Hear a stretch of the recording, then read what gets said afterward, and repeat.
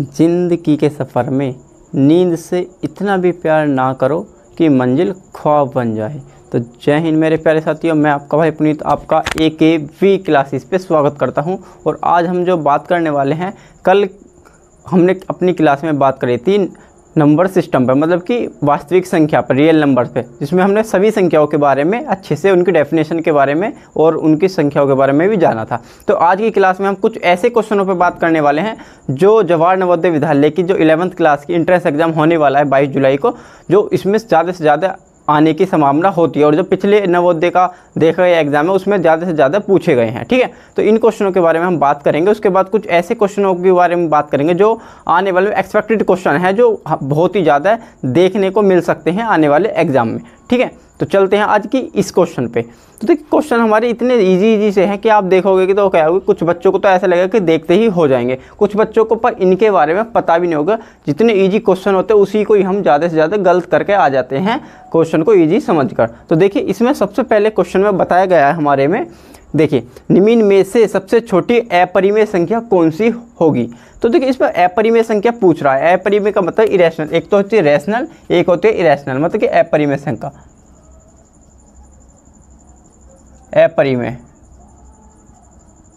अपरिमेय संख्या की डेफिनेशन क्या होती है? वे सभी संख्याएं जिन्हें P/Q की फॉर्म में ना लिखा जाए, या जिनकी जो दशमलव प्रसार एक रुकता नहीं, मतलब कि एक तरीके से हम कह सकते हैं जिनका दशमलव प्रसार रुकता नहीं है और आवृत्ति बढ़ती चली जाती है। जैसे कि 333 इस तरीके से आता है ना, और यदि 23 23 23 इस तरीके कोई भी ऐसे 2 3 4 5 अंक आपस में वो दो रिपीटेशन बढ़ती जाती है। ठीक है ना, तो वो हमारी रैशनल मतलब अपरिमेय संख्या होती हैं। तो इसमें हम देखेंगे कि सबसे छोटी अपरिमेय संख्या कौन सी होने वाली है हमारी। इसमें आप देखेंगे ऑप्शन नंबर 1 दिया हुआ है √2, दूसरा दिया हुआ है √3, तीसरा दिया हुआ है C में √5 और चौथा दिया है √11। इनमें से आप देखोगे तो इसको आप, यदि आपको इसका पता हो तो इसे कमेंट बॉक्स में हमारा इसका आंसर लिख देंगे। बाकी मैं यहाँ बता देता हूँ। देखिए, इसका जो होने वाला है, आप देखते हैं सबसे छोटी बोला है इसने। सबसे छोटी का मतलब ये होता है कि वो सबसे छोटी पूछ रहा है। तो इसमें देखो 2 दिया हुआ है, 2 को देखकर कुछ बच्चे सोच रहे होंगे कि ये नहीं होगी, पर इसके यही इस क्वेश्चन का आंसर हो जाता है, क्योंकि 2 एक ऐसी इरेशनल नंबर अपरिमेय संख्या है जो रूट के अंदर आने पर केवल ये ही एक ऐसी संख्या जो सम है।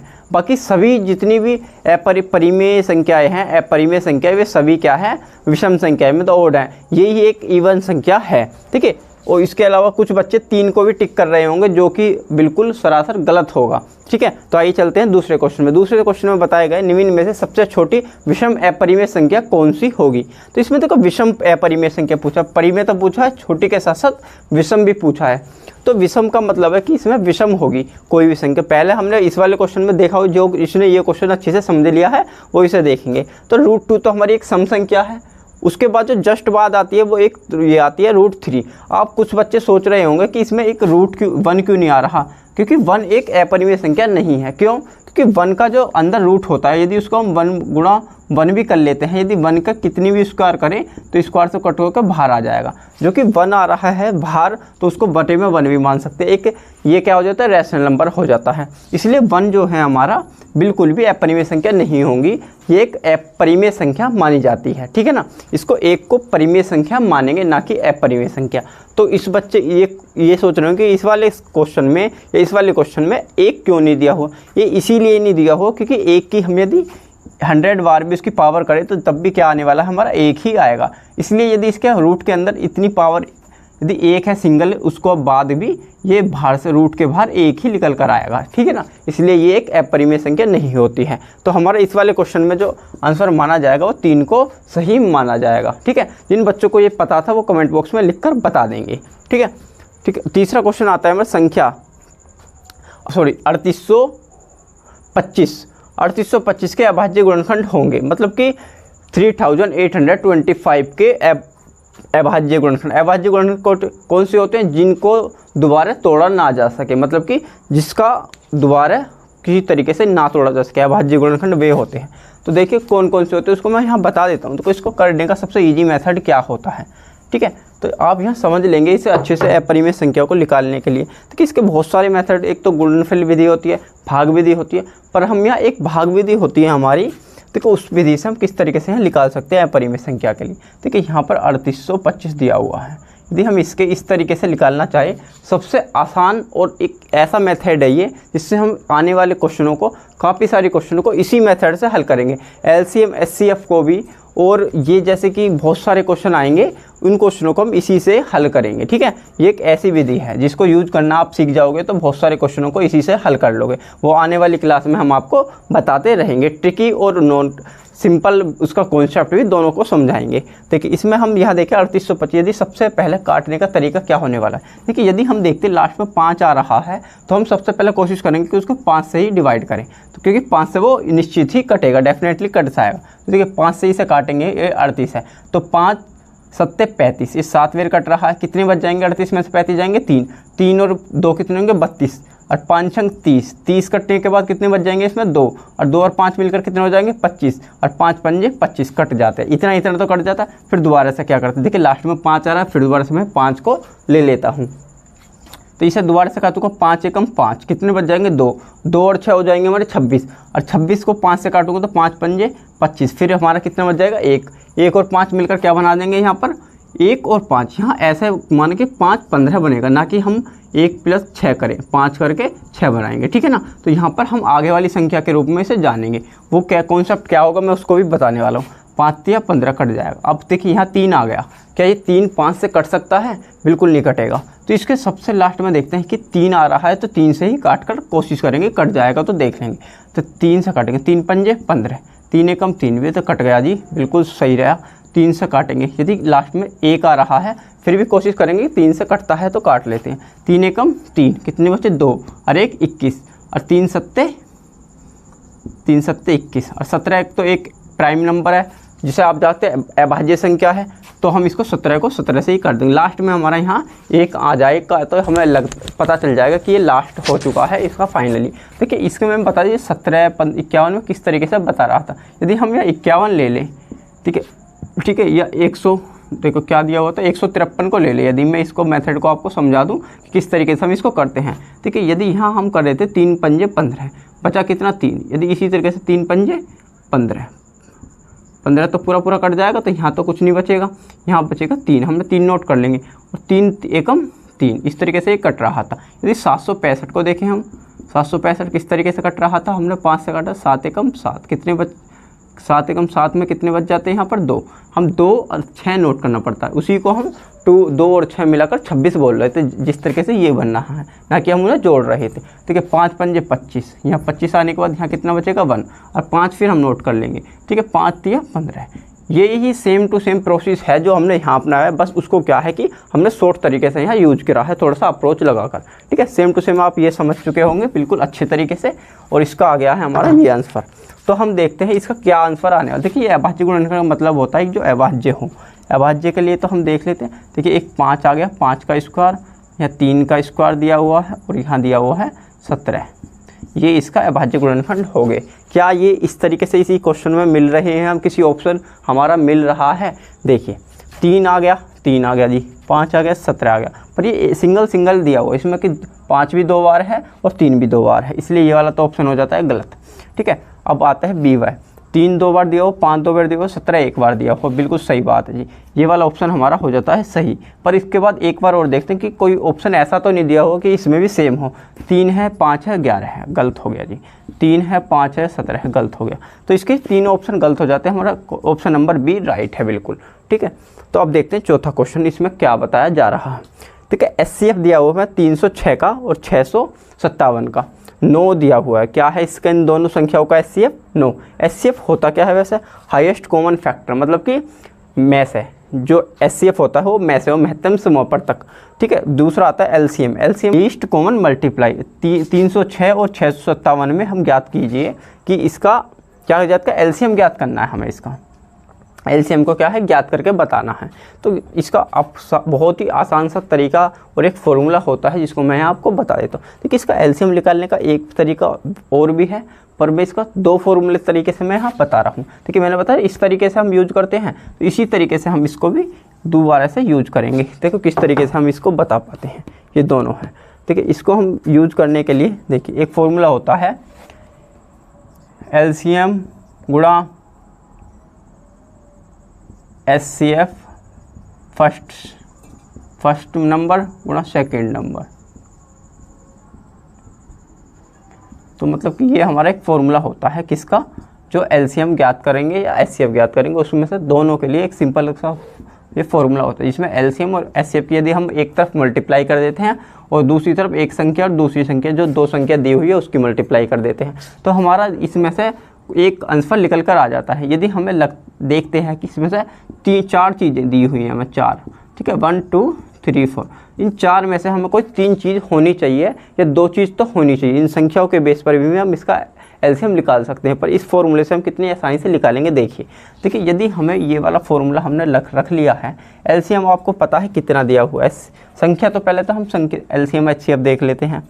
एलसीएम एचसीएफ कितना दिया हुआ है ना, इसका दिया हुआ है एलसीएम दिया हुआ है 9, सॉरी एचसीएफ दिया हुआ है 9 और एचसीएफ तो दिया नहीं हुआ। एलसीएम को हम इस तरीके से एलसी, ठीक है, इस तरीके से लिख लेते हैं।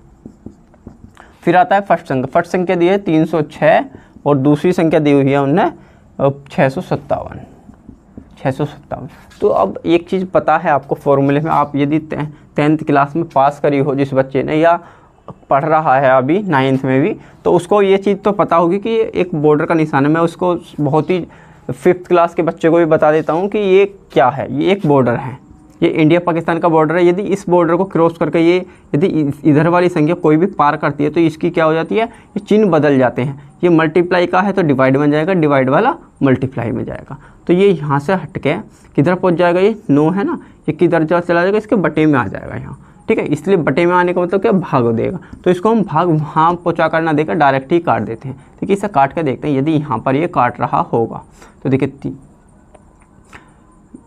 इसे यदि इस वाली संख्या को मैं यहाँ काट देता हूँ, 9 7 63, कितना बच गया यहाँ पर, 2 और 7 27, 9 3 27, ये 73 बेर हमारा पूरा कट रहा है, ठीक है। अब इसकी और इसकी हम मल्टीप्लाई करेंगे तो हमें बहुत ईजी रहेगा।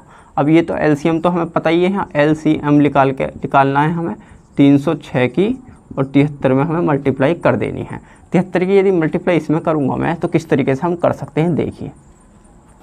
देखो मल्टीप्लाई करने का मैं एक छोटा सा तरीका आपको यहाँ बता देता हूँ। देखिए 300 को मैं यदि 300 + 6 मान लूँ और इसकी 73 की गुणा इन दोनों में कर दूँ तो कितना आसान रहेगा। देखिए यदि इसकी गुणा मैं 3 में करूँगा, 3 3 9 और 3 7 21, 2 0 है तो 2 0 इस तरीके से ही चिपका देते हैं। और 6 की गुणा मैं यदि 3 में करूँगा, 6 3 18 का 8 हासिल लग जाएंगे 1 और 6 7 42 और 1 43, 6 3 18 किया था ना, एक कैरी वाला जोड़ लिया है, 6 7 42 और 1 13, इन दो ये चीज़ आ चुकी है। यदि मैं इन दोनों को जोड़ कर लिख दूंगा यहाँ पर, देखिए 8 8, 3 का 3, 4 का 4 और 9 कितने हो जाएंगे, 13 का 3, कैरी कितनी पहुँच जाएंगे 1 और 1 2 और 2 2 3 8, 2 2 3 8 क्या हमारा इस तरीके से हमने बहुत ही ईजी तरीके से इसकी मल्टीप्लाई कर लिया। यदि हम कभी भी बड़ा संख्या दिखेगी, देखिए 73 की गुणा इसमें करते हैं, हमें 73 का पढ़ा तो आता नहीं है, नहीं कोई इतना याद रख पाता है, तो उसके लिए हम आसान तरीका क्या करेंगे, उस संख्या को यदि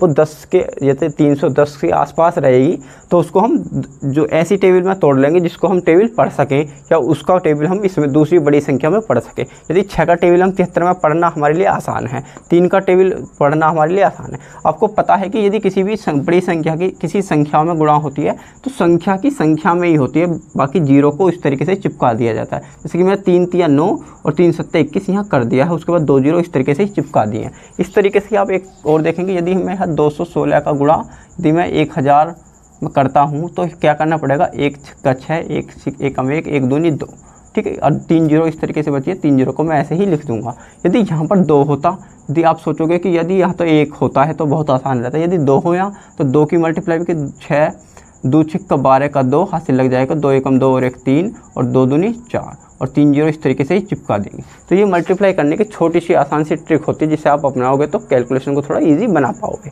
ठीक है। यदि इसमें 2 2 3 8 कोई ऑप्शन दिया हुआ है तो हमारा सही हो जाएगा। देखिए 2 2 3 4 8 ये तो गलत हो जाता है, 2 2 3 8 ये वाला हमारा आंसर एकदम राइट हो जाता है, 2 2 4 ये भी गलत हो जाता है, ये भी गलत हो जाता है, ठीक है। तो एक क्वेश्चन और बचा हुआ है, हमने 4 क्वेश्चनों को बहुत ही इजी तरीके से और कॉन्सेप्ट बेस भी उसको थोड़ा कॉन्सेप्ट जाना है, ठीक है। आने वाली क्लासों में हम ऐसे ही कॉन्सेप्ट जानेंगे और उनको अपने जो नवोदय का, जवाहर नवोदय विद्यालय का जो हमारा एंट्रेंस एग्जाम है 11th का, उसको हम क्लियर करेंगे बहुत ही आसानी से। और उसके बाद हम और आने वाली जो और एंट्रेंस एग्जाम होते हैं 6 के 9th के, उनको भी अच्छे से इसके बेस को समझाएंगे, ठीक है। तो एक क्वेश्चन और दिया हुआ है, ये एक लैंग्वेज क्वेश्चन है जिसको हम पढ़कर मैं आपको बता देता हूँ। किसी खेल के मैदान के चारों ओर एक वृत्ताकार पथ है। पथ मतलब वृत्ताकार होता है जो गोलक होता है, ठीक है। इस मैदान का एक चक्कर लगाने में सोनिया को 18 मिनट लगते हैं। सोनिया को कितने समय लगा, 2 बच्चियां हैं ये, और सोनिया को लगते हैं 18 मिनट लगते हैं। जबकि इसी मैदान का एक चक्कर लगाने में रवि को 12 मिनट लगते हैं। रवि मतलब फास्ट, मतलब जो पहले कम समय में दौड़ कंप्लीट कर रहा है वो, इसका मतलब तेज़ दौड़ता है। रवि तेज़ दौड़ता है सोनिया से। तो यदि वे दोनों एक साथ एक ही समय पर चलते हैं, आरंभ करते हैं, तो कितने समय के बाद आरंभिक स्थान पर मिलेंगे। देखिए उसमें दिया हुआ है 18 मिनट, 24 मिनट, 36 मिनट और 60 मिनट। इनमें से हम किसी को एक आंसर हमें यहाँ बताने वाले हैं। देखिए यदि आप एक चीज़ देखो कि 2 चीज़ 18 मिनट, 12 मिनट, उनको एक पॉइंट पर मिलना है। एलसीएम का मतलब ये होता है कि दो संख्याओं का ऐसा कॉम्बिनेशन जो दोनों को बराबर रूप से उनको मतलब समाहित करता हो। देखिए इसको मैं यहाँ मिटा देता हूँ, इसकी यदि कोई काम नहीं है, इसको आप अच्छे से देख लोगे, ठीक है ना।